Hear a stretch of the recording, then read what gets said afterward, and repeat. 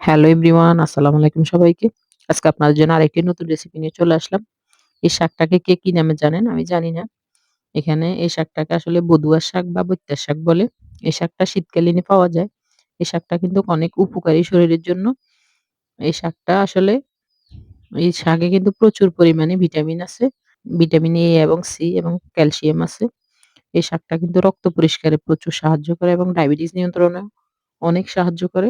ত্বক ও চুল ভালো রাখতে অত্যন্ত উপকারী।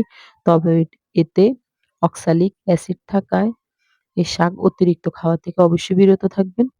এখন আমি আজকে এই শাকটা রান্না করে দেখাবো। অনেকেই কিন্তু এই শাকটা বেশিরভাগ ভাজিই করে।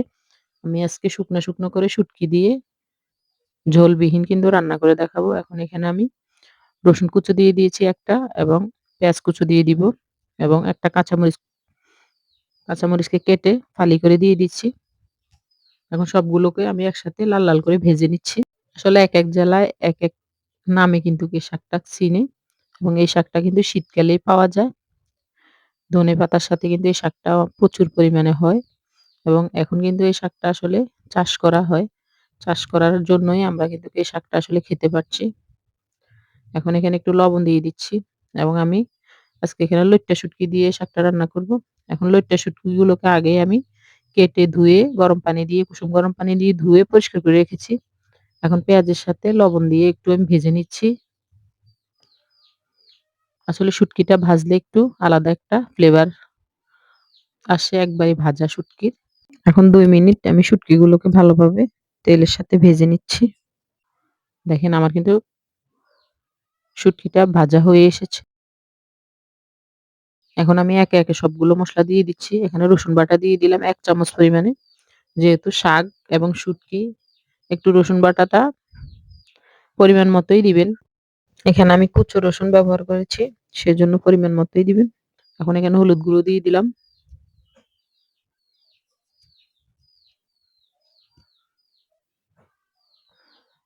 এখন এখানে আমি জিরে এবং ধনে গুঁড়ো মিক্স করা ছিল। ওইখান থেকে আমি ১ চামচ পরিমাণে দিয়ে দিয়েছি। এখন এখানে মরিচ গুঁড়ো দিয়ে দিব। আসলে যে যেরকম ঝাল পছন্দ করেন ঐরকমই দিবেন। আমি বেশিও দিব না এবং মিডিয়ামই দিব। ছোট ২ চামচের ২ চামচ মরিচের গুঁড়ো দিয়েছি। এখন সবগুলো মসলা আমি একটু নেড়েচেড়ে মিশিয়ে নিচ্ছি। এখন কিন্তু আমি এখানে পানি দিয়ে দিব। না হলে আমার মসলাটা আসলে পুড়ে যাবে। দেখেন আমার মসলাগুলো মিশানো হয়ে গেছে। এখন ছোট একটা কাপের ২ কাপ পরিমাণে পানি দিব। যেন আমার শুটকিগুলো আসলে কষানো হয়ে যায়। ওই পানিতে কষানো হয়ে যাবে এবং ওই পানিতে আমার শাকটাও রান্না কিন্তু হয়ে যাবে।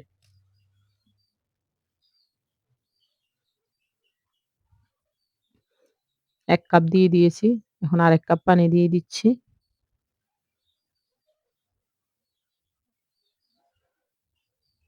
এখন একটু মিশিয়ে নিচ্ছি, নিয়ে ভালোভাবে এখানে একটা ঢাকনা দিয়ে ঢেকে রেখে দিব। ৫ মিনিটের জন্য শুটকিগুলো আমার একটু সেদ্ধ হবে এবং কষানো হয়ে যাবে। মসলার যে একটা কাঁচা গন্ধ আছে ওই গন্ধটা চলে যাবে। এখন দেখেন শুটকিগুলো কিন্তু কষানো হয়ে গেছে। এই পর্যায়ে আমি এখানে একটা আলু দিয়ে দিচ্ছি। যেহেতু এটা শাক সেজন্য আমি এই শাকে আসলে আলু দিলে একটু ভালো লাগে। সেজন্য আমি একটা আলুকে ছোট, ছোট করে লম্বা, লম্বা করে কেটে দিয়েছি। এখন একটা ঢাকনা দিয়ে ঢেকে রেখে দিব। আলুগুলো আমার আধা সেদ্ধ হলে তখনই আমি শাকগুলো দিয়ে দিব। এই পানিতেই কিন্তু আমার রান্নাটা হয়ে যাবে। চাইলে আপনারা ঝোল রান্না করতে পারেন। আমি কিন্তু ঝোল রাখবো না। একবারে শুকনো করব। ভাজা, ভাজা। এখন আমি শাকগুলো দিয়ে একটু উল্টিয়ে দিচ্ছি। শাকগুলো কিন্তু আমি ছোট, ছোট করে কেটে নিয়েছি। এখন আমি আলুগুলো নিচ থেকে উঠিয়ে নিচ্ছি। শাকের সাথে মিশিয়ে দিচ্ছি। এখন ২ মিনিটের জন্য আবার ঢাকা দিয়ে রেখে দিব।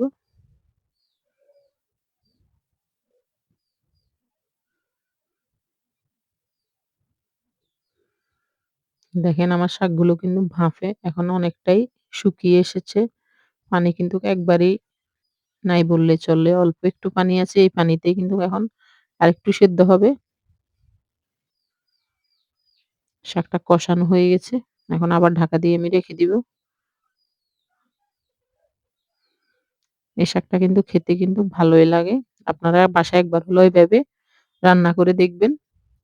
আমার কাছে তো ভালোই লেগেছে। আপনাদের কাছে অবশ্যই ভালো লাগবে।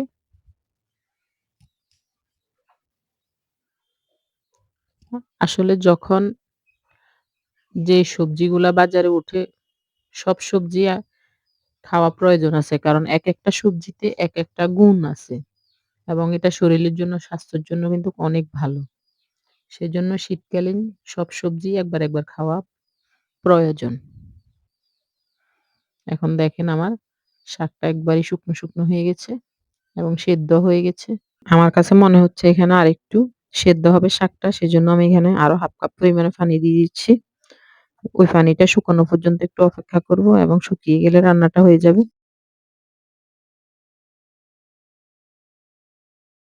আপনারা আসলে লবণটা ওই পরিমাণেই দিবেন, যেহেতু পানি রাখবেন না, সেহেতু ওইভাবেই লবণটা দিবেন। আমিও লবণ পরিমাণ মতোই হয়েছে আমার। এখন এখানে আমি আরো 1/2 কাপ পানি দিয়ে দিচ্ছি। দিয়ে আমি একটা ঢাকনা দিয়ে ঢেকে রেখে দিব। এই পানিটা শুকানো পর্যন্ত আমরা একটু অপেক্ষা করব।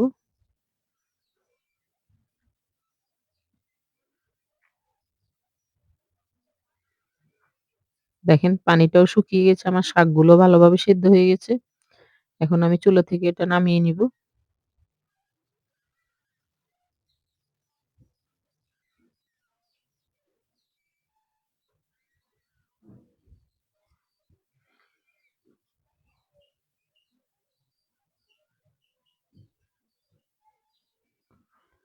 এখন একটা রসুন কুচো করে আমি শাকের উপরে একটু ফোড়ন দিয়ে দিব।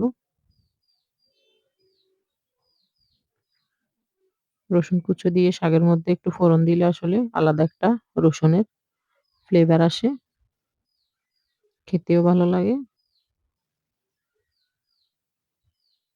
দেখেন কত সুন্দর কালার এসেছে। এই যে একটু পানিও আমি রাখি নাই। আপনারা এভাবে বাসায় একবার হলেও রান্না করে ট্রাই করে দেখবেন। অবশ্যই ভালো লাগবে।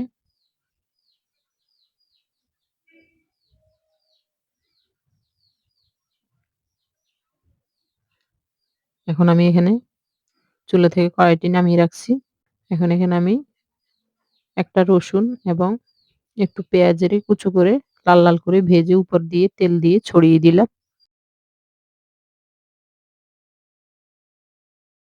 ভিডিওটি ভালো লাগলে অবশ্যই লাইক, কমেন্ট, শেয়ার করবেন এবং আমার চ্যানেলটিকে সাবস্ক্রাইব করে দিবেন।